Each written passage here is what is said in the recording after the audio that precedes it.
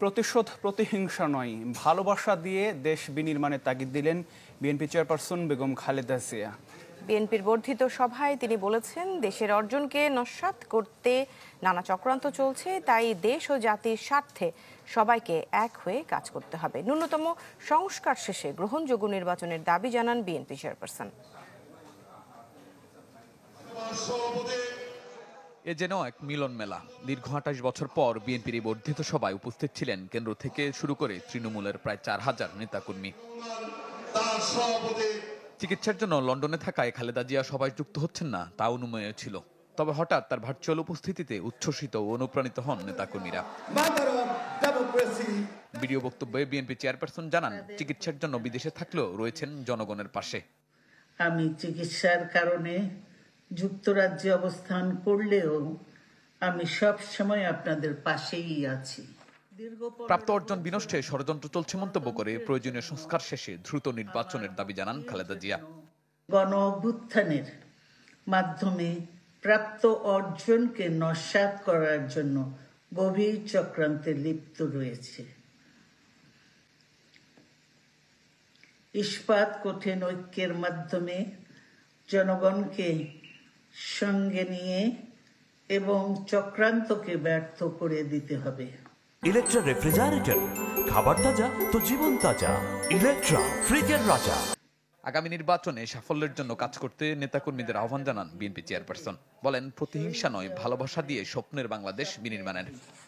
আসুন, প্রতিহিংসা প্রতিশোধ নয়, পারস্পরিক ভালোবাসা ও ভ্রাতৃত্বের মাধ্যমে আমরা সকলে মিলে আমাদের প্রিয় মাতৃভূমিকে, বাংলাদেশকে সত্যিকার অর্থেই একটি বাসযোগ্য, উন্নত ও গণতান্ত্রিক রাষ্ট্রে পরিণত করি। সভাপতির বক্তব্যে জাতীয় ঐক্য ও নির্বাচন বিনষ্টের ষড়যন্ত্র চলছে বলে মন্তব্য করেন বিএনপির ভারপ্রাপ্ত চেয়ারম্যান। সরকারের প্রতি আহ্বান জানান, জাতীয় নির্বাচনের আগে স্থানীয় সরকার নির্বাচনের পরিকল্পনা থেকে সরে আসার।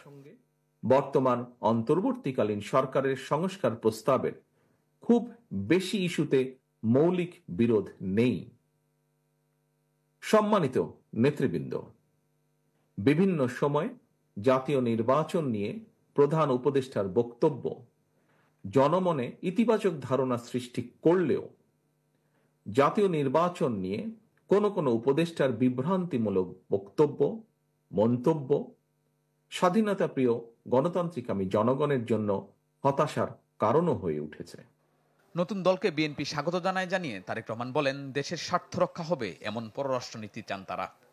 বিএনপি মনে করে, বর্তমান বিশ্বে স্থায়ী শত্রু মিত্র বলে কিছু নেই, বরং একটি দেশের সঙ্গে অপর দেশের সম্পর্ক হবে পারস্পরিক স্বার্থ রক্ষা, প্রয়োজন এবং ন্যায্যতার ভিত্তিতে।